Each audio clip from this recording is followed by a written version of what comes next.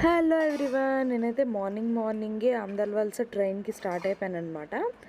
ఇది Srikakulam district. శ్రీకాకుళంకి direct trains లేవు. So ఆమ్దల్వలస road stop అక్కడ దిగి అక్కడి నుంచి శ్రీకాకుళం వెళ్ళాలి. ఇక్కడ నుంచి అయితే నేను శ్రీముఖలింగం వెళ్తున్నాను.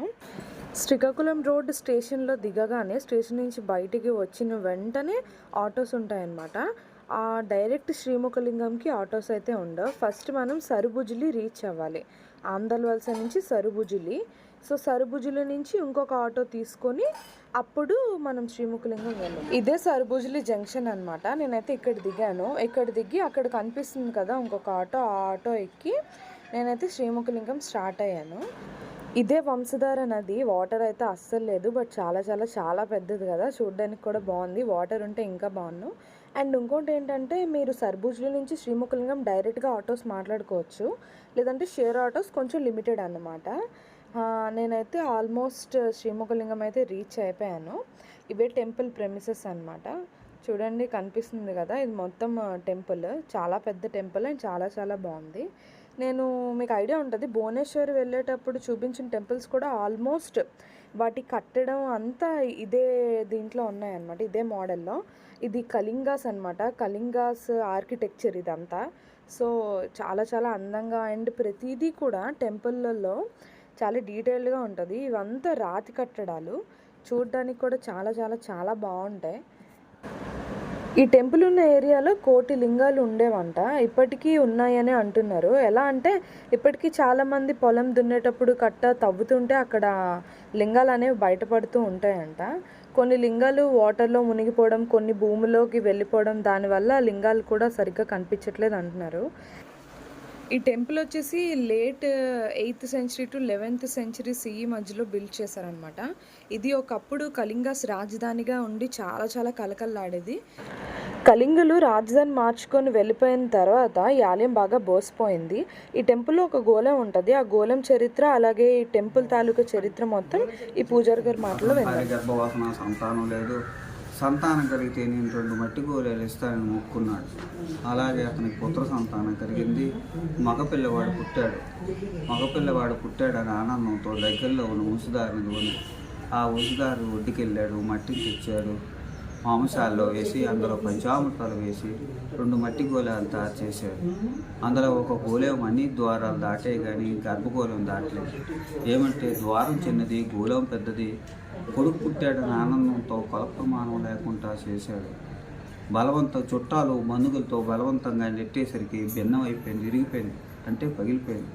పగిలిపోగానే ఉన్నది ఇంకో గోళం ఉన్నది. అది కూడా అన్ని ద్వారాలు దాటే కానీ గర్భగోళం దాటలేదు.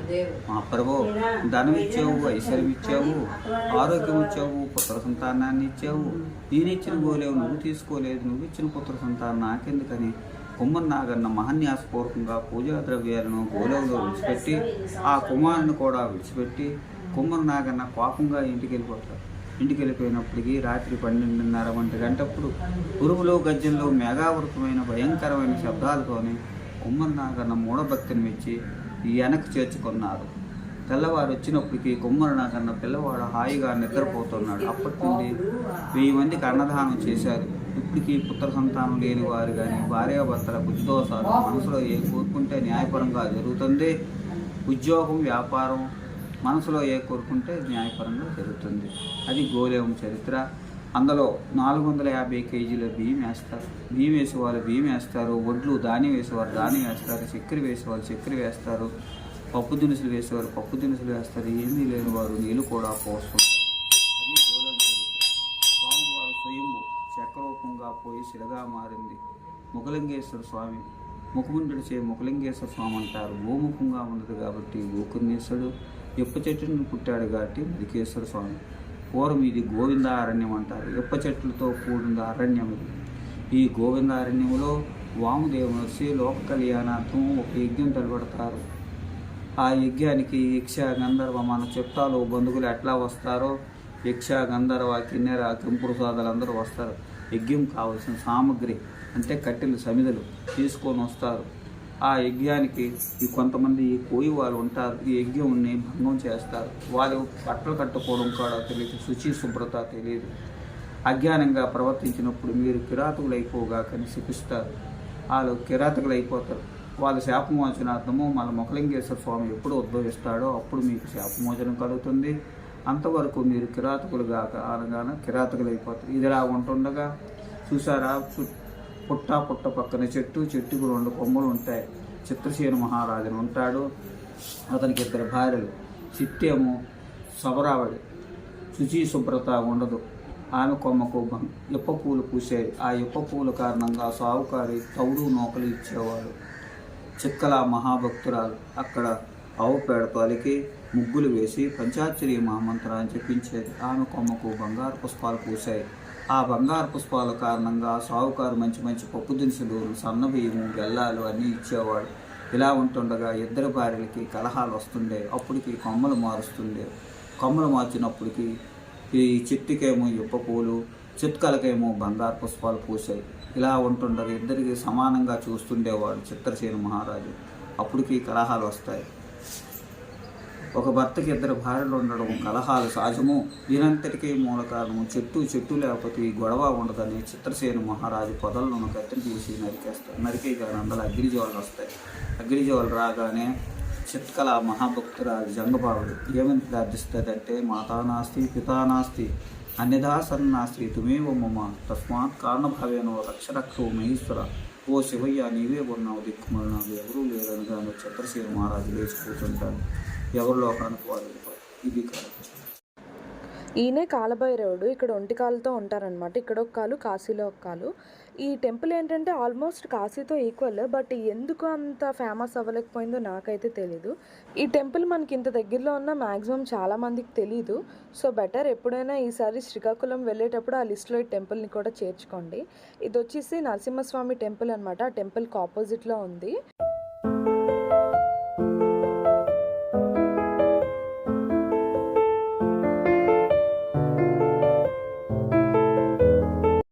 నేనైతే గాయస్ శ్రీముఖలింగం నుంచి ఒక ఊరు వెళ్తున్నాను. అదే కూర్మ గ్రామం అనమాట. ఆ గ్రామంలో ఇప్పటికీ కరెంట్ వాడకుండా వాళ్ళ వస్తువులు వాళ్ళే తయారు చేసుకొని, వాళ్ళ పంట వాళ్ళే పండించుకొని, అసలు బయట మనుషులతో వాళ్ళకి అసలు కమ్యూనికేషన్ లేకుండా జీవిస్తున్నారనమాట. అక్కడ ఉండే వాళ్ళందరూ కృష్ణుడి భక్తులు. అండ్ వాళ్ళ ఏరియాకి వెళ్ళడానికి ఈవెన్ రోడ్డు కూడా లేదు. సో మనం శ్రీముఖలింగం నుంచి ఆటో ఒకటి బుక్ చేసుకొని అక్కడికైతే వెళ్ళాల్సి ఉంటుంది. అక్కడ మనకి ఫుడ్, ప్రసాదం అన్నీ పెడతారు. అండ్ చాలా చాలా టేస్టీగా కూడా ఉంది అదైతే. అండ్ చూడ్డానికి కూడా చాలా పీస్ఫుల్గా, చాలా చాలా చాలా పాత పద్ధతులు అనమాట. మన పూర్వీకులు, వాళ్ళ పూర్వీకులు వాడిన పద్ధతుల్లోనే వాళ్ళు ఇంకా జీవిస్తున్నారు. మీరు చూస్తారు ఇక్కడ కూర్మ గ్రామం అని బోర్డు కనిపిస్తుంది కదా, ఆ రూట్లో మేము అలా వెళ్తున్నాము. ఈవెన్ రోడ్స్ కూడా బాగాలేవు. అదే లూప్ లైన్ అంటే ఇంకా వాళ్ళున్న ఊరైతే ఇంకా ఇంకా ఇంకా లూప్ లైన్. చాలా వరకు అయితే కొండ దగ్గరగా, కొండ మధ్యలోంచో కొండ దగ్గరగా నాకు అంత ఐడియా రాలేదు. సో అలా వెళ్ళాలన్నమాట. ఈ ఏరియా అంతా చాలా చాలా చాలా పీస్ఫుల్గా ఉంది. అండ్ నేచర్ కూడా చూడడానికి చాలా బాగుంది. ఇక్కడికి వచ్చేసాము కనిపిస్తుంది కదా, అదే కూర్మ విలేజ్ అనమాట. ఇంకా ఇందులో మొత్తం చూసేద్దాం. మీకు అన్ని డీటెయిల్డ్గా ఒక్కొక్కటి చూపిస్తాను ఈ విలేజ్లో, చూసేయండి. ఇది ఒక టెంపుల్ అనమాట. వాళ్ళు పూజలు చేసుకునే టెంపుల్. ఇక్కడ కృష్ణ భగవానుడు అలాగే వాళ్ళ గురువు గారు ఉన్నారనమాట. సో ఇదంతా టెంపుల్. ఇది పెద్ద టెంపుల్స్ అని కాదు, హట్స్ అనమాట. మీరు చూస్తున్నారు కదా, ఇవన్నీ హట్స్. ఈ హట్స్ కూడా ఎలా తయారు చేశారో తర్వాత ఆయన చెప్పారు, మీరు ముందు వీడియోలో కనిపిస్తుంది మీకు. అండ్ ఇక్కడ ఆల్మోస్ట్ ఒక 100 మెంబర్స్ ఉన్నారు. అది ఎలా అంటే వాళ్ళంతా ఈవెన్ అవి కూడా వాళ్ళు ఉండే ఆ కుటీరాలు కూడా ఆ మెటీరియల్ని వాళ్ళే తయారు చేసుకొని వాడుతున్నారనమాట. ఇదంతా వాళ్ళు ఈవినింగ్ టైంలో కూర్చొని క్లాసెస్ చెప్పుకోవడానికి. ఇక్కడ no current, no mobile, no electronic gadgets ఏవీ లేవు. ఇక్కడ చూడండి దీపం కనిపిస్తుంది కదా, మొత్తం ఇక్కడ ఉన్న హట్స్ అన్నిటికీ ఇలా దీపాలు ఉన్నాయి. ఈ దీపపు వెలుగుల్లోనే వాళ్ళు ఉంటున్నారనమాట. అండ్ ఈ ఏరియా అంతా చాలా చాలా కామ్గా, పీస్ఫుల్గా చాలా చాలా బాగుంది. అండ్ చూడండి ఇక్కడ చాలా చాలా చిన్న పిల్లల నుంచి పెద్దవాళ్ళ వరకు ఉన్నారు. వాళ్ళు వాడడానికి ఈవెన్ మొబైల్ ఫోన్స్ కూడా లేవు అంత చిన్న పిల్లలకి. అండ్ ఆ పిల్లలు ఎంత చక్కగా ఉన్నారంటే, అక్కడ చూడండి మీకు వీడియోలో ఒక బాబు కనిపిస్తున్నాడు కదా, వాడు పొలంకి వెళ్ళి వాటర్ మిలాన్ కట్ చేసుకొని ఆ ఆవుని చక్కగా తీసుకొని వెళ్తున్నాడు అనమాట. దగ్గరగా ఒక చిన్న పెయ్యి పుట్టింది. సో ఆ పెయ్యిని తీసుకొని వెళ్తున్నాడు. ఇవే వాళ్ళు ఉండే ఇల్లులు అనమాట. సో వాళ్ళందరూ ఈ ఇంట్లోనే ఉంటారు. ఇవన్నీ వాళ్ళ ఓన్ మ్యానుఫ్యాక్చరింగ్, బయట నుంచి వచ్చింది అయితే ఏం లేదు, ఓన్ మ్యానుఫ్యాక్చరింగ్. మోస్ట్ అప్పుడు టైం 12 అయ్యి ఉంటుంది, ఆ ఎండలో కూడా అవి చాలా చాలా చల్లగా ఉన్నాయి. ఇక్కడ సున్నం తయారవుతుంది అనమాట కన్స్ట్రక్షన్ కోసం. ఈ సున్నపరాలు, మినుములు పౌడర్, మన మినుముల పిండి, గరకాయ పిండి, మెంతుల పిండి, బెల్లము, ఇసుక అన్నీ దాంట్లో వేసి ఎద్దులతో తిప్పుతారన్నమాట, మిక్సింగ్ చేస్తారంట.